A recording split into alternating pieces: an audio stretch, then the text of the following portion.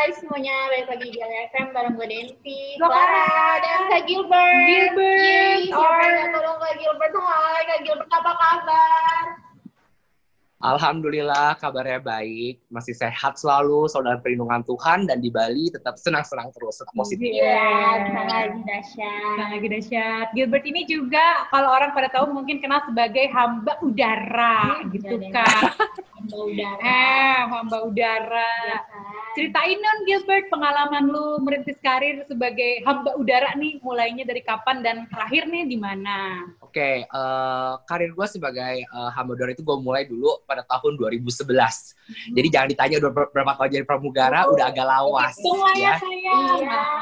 Emberan, dari zamannya terbang 747 tuh kayaknya mewah, sampai sekarang pesawatnya udah pensiun, tapi gue belum pensiun, say. Iya, jadi dimulai dari KT Pacific di 2011 sampai 2013, 2014 sebenarnya. Lalu berpikir untuk kerja di darat, lalu ternyata nggak kuat kerja di darat, lalu gabunglah ke Orientai dan gagal terbang di Orientai. Tahu dong ceritanya bagaimana ya kan? Nggak usah ceritakan lagi. Semoga cepat husnul khotimah lah ya orang-orang itu ya. Nah lalu aku bergabung di Citylink Indonesia dari 2015 sampai 2016 dan sekarang aku tahu dong Mondek Airways apa, gak usah izin juga ya kan. Soalnya perusahaan aku itu sangat-sangat sensitif dengan social media. So let make Mondek Airways be a Mondek Airways sampai sekarang. Mondek Airways pokoknya. Gilbert berarti kan pengalaman di maskapai 5 star lah ya hitungannya tuh udah banyak nih, udah banyak dari start karir emang udah di 5 star airlines gitu. Boleh ceritain gak sih ke kita kayak betul apa kerja di 5 star airlines dan apa sih benefit yang didapat bagi seorang kru gitu? Betul. Fasilitas apa aja nih yang Kak Gilbert pernah dapat dari maskapai ini? yang dulu. Yang pasti didapatkan walaupun aku bekerja di 2 maskapai bintang 5 yang berbeda ya. Yang pertama itu adalah KT Pacific dan yang sekarang adalah Mondek Airways gitu. Untuk di KT Pacific sendiri benefit yang aku terima tentunya tempat tinggal itu udah pasti keduanya sama. Kita dapat tempat tinggal yang sangat-sangat bisa aku bilang lebih dari kata layak. Jadi sangat-sangat is very nice place gitu loh. Accommodation-nya tuh sangat-sangat bagus kita dikasih. Juga otomatis hari cutinya aku nggak bisa bohong ya, fasilitas cutinya juga mendukung, tidak seperti maskapai di Indonesia. Dalam 1 tahun itu aku bisa mendapatkan lebih dari 30 hari cuti untuk hari cutinya. Terus juga yang pastinya ada bonus tahunan, itu juga fasilitas penunjang. Dan of course sesuatu yang diidam-idamkan dari semua pramugari atau pramugara itu adalah travel benefits, bener nggak? Benar. Iya. Untuk travel benefits-nya sendiri, di kedua maskapai bintang 5 ini sangat-sangat menunjang ya, baik untuk aku sendiri, keluarga, bahkan teman-teman di sekitar aku gitu. Traveling yang sekarang aku dapat, travel benefits-nya itu aku bisa mendaftarkan unlimited numbers orang yang aku daftar. Kak Gilbert sendiri kalau lagi layover nih, fasilitas yang dikasih dari company itu apa sih? Hotelnya di mana? Iya, kayak apa? Atau ada benefit apa lagi? Fasilitas yang dikasih dari company udah pasti hotel ya. Hotel kita itu selalu di-maintain untuk di hotel berbintang 4 minimal, tetapi selalu diusahakan untuk hotel berbintang 5 tentunya dengan mempertimbangkan jarak dari bandara untuk operasional gitu. Contohnya kayak Jakarta, mereka tidak berani untuk kasih kita hotel bintang 4 atau bintang 5 di tengah kota. Karena tahu sendiri Jakarta seperti apa kan. Jadi hotel selalu dekat dengan bandara gitu loh. Dan untuk beberapa outstation sendiri, contohnya seperti US, itu juga kita ditaruhnya selalu dekat bandara. Jarang sekali kita ditaruh dekat dengan tengah kota. Karena untuk mencegah adanya gangguan operasional dikarenakan perjalanan dari hotel ke bandara kayak gitu. Untuk breakfast sendiri, kalau di maskapai asing itu tidak diberikan ya. Jadi berbeda dengan maskapai Indonesia. Pada saat saya bekerja dengan Citylink pun, walaupun itu maskapai low cost dan budget, itu kita masih dapat fasilitas laundry dan breakfast di setiap hotel tempat kita tinggal. Tapi untuk maskapai internasional yang sudah pernah saya bekerja seperti KT Pacific dan maskapai saya sekarang, itu untuk makan pagi di hotel dan laundry tidak diberikan gitu loh jatahnya seperti itu. Gitu. Tapi kalau untuk makan sendiri misalnya apakah dapat voucher atau apa gitu enggak? Apa harus tidak ada sama sekali. Murni beli sendiri. Hanya mendapatkan fasilitas diskon. Jadi contohnya kalau misalnya di beberapa hotel nih, Kayak aku bisa bicara contohnya di Zurich. Di Zurich itu kan ya ampun ya, kalian tahu sendiri kan ya chicken wing McD itu ya. Aduh, kadang bukan karena kita pelit gak mau keluar duit gitu, kadang nggak rela, nggak ridho ngeluarin duit karena bayangin chicken wing 4 potong, nggak pakai kentang, nggak pakai Coca-Cola, itu harganya 8 Swiss franc. Itu harganya kayak 130.000. Jadi udah pasti kita nggak mungkin makan keluar. Nah, fasilitas penunjang yang diberikan kerjasama antara hotel dengan maskapai adalah memberikan potongan sebesar 50% untuk in-room dining. So basically kita ketika kita layover, daripada makan di luar harganya minimal 20 Swiss franc atau equal to 20 euro, ini makan di hotel 9 euro, kayak begitu. Benar. Tapi kalau di kamar hotelnya pun tidurnya sendiri-sendiri kah? Ataukah ada yang berdua sharing segala macam? Untuk di kamar hotelnya, hampir semua maskapai internasional itu sendiri-sendiri. Karena mereka mau memastikan seluruh awak kabinnya itu fully rested. Walaupun tidak bisa kita pungkiri ya, apabila kita, seperti di maskapai Indonesia, sedekat apapun kita dengarkan kerja kita, tapi masih ada yang namanya hierarki senioritas gitu loh. Kalau kita harus berbagi kamar, pasti ada rasa-rasa segan, rasa nggak enak. Jadinya krunya tidak bisa memaksimalkan waktu istirahatnya gitu. Pertanyaan inti yang usah adalah gimana soal benefit salary? Ini pasti banyak banget yang mau kepo ya kan? Oke, untuk benefit salary sendiri, aku nggak bilang ini mau ngomongnya maskapai internasional aja atau di maskapai yang pernah aku bekerja? Dua-dua boleh deh. Dua-dua, oke. Aku sebutin dulu. Ya, aku sebutin dulu maskapai internasional ya. Maskapai internasional juga, dari 2 maskapai internasional yang pernah aku bekerja, mereka memiliki 2 kebijakan yang berbeda. Cathay Pacific tidak memiliki gaji pokok sama sekali. Jadi kita hanya mendapatkan guarantee hour. Guarantee hour kita itu adalah 70 jam. 70 jam terbang. Jadi walaupun kita roster keluar dan kita cuma terbang 5 jam doang, kita akan tetap dibayar 70 jam. Seperti itu. Dan Cathay Pacific juga memiliki namanya ground hour pay. Jadi kalau pesawat delay di darat, tapi kita udah sign on seperti itu, kita dibayar setengah dari flying hour. Itu adalah kebijakan gaji Cathay Pacific. That's it. Kita tidak punya benefit gaji apa-apa lagi selain guarantee hour.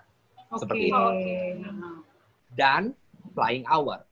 Kalau pesawat delay, ya mau delay 10 jam, 20 jam, ya udah, kalian nggak dibayar apa-apa. Gitu. Kalian benar-benar flying hour dan gaji pokok ini sebagai substitusi dari ground hour kalian. Kalau terjadi delay atau apapun itu. Maskapai di Indonesia, terutama yang tempat aku bekerja, di Citylink Indonesia, mereka memiliki sistem gaji, of course, gaji pokok. Kita tahu ya, di Indonesia pasti ada gaji pokok. Dan flying hour pay kita tuh progresif. Jadi 0 sampai 40 jam, dihitung per jamnya itu, dulu aku 50.000 kalau nggak salah. Lalu 50, mulai dari jam 41 sampai 50 itu 60.000, dan seterusnya. Dan terus-terusan naik 10.000, sampai di, kalau nggak salah 80 jam ke atas, per jamnya itu dihitungnya 120.000. Plus ada lagi benefit yang namanya uang allowance, itu sudah pasti. Kalau seandainya di Indonesia, uang allowance-nya untuk Citylink Indonesia itu sudah dipatok.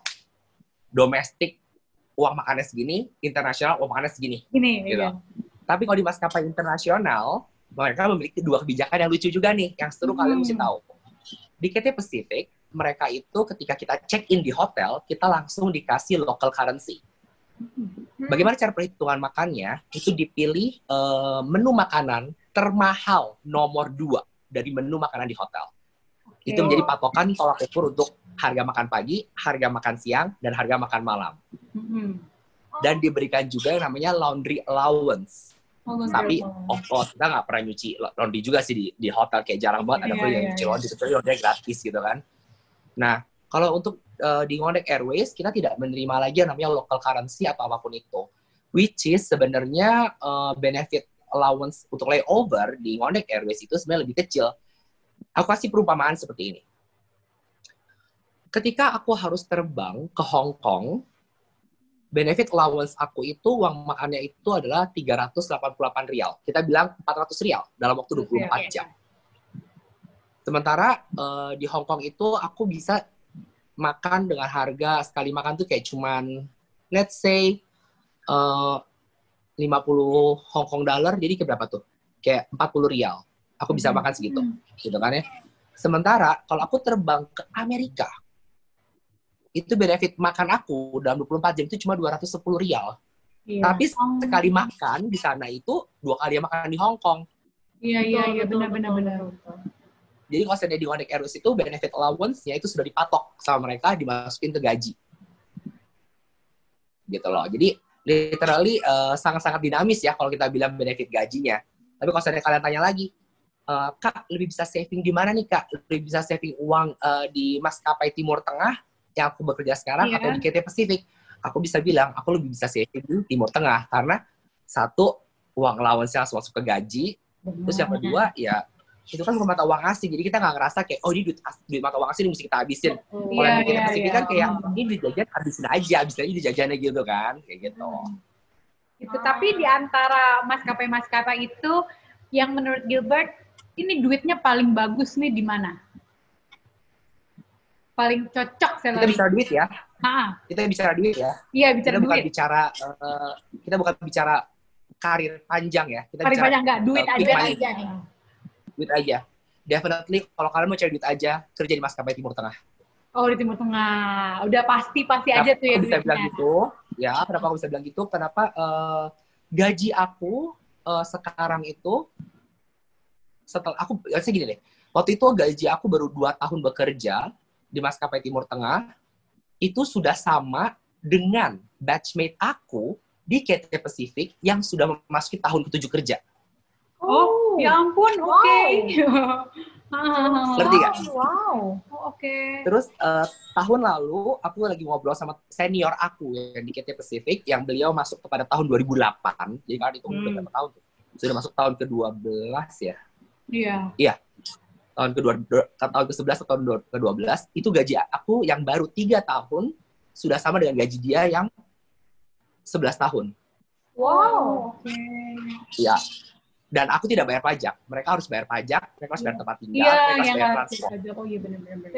Jadi kalau kalian tanya, benefit paling oke mana, kalau kalian mau quick money, maskapai Timur Tengah itu quick money. Tapi jangan berpikir untuk karir panjang. Kenapa nggak untuk karir panjang? Iya, kita kenapa nggak bisa panjang? Karena di negara Timur Tengah, kita ini tidak akan pernah bisa dianggap sebagai permanen. Kita ini akan selalu sistemnya kontrak. Sistem kontrak tentunya apa? Kapanpun mereka anggap selesai.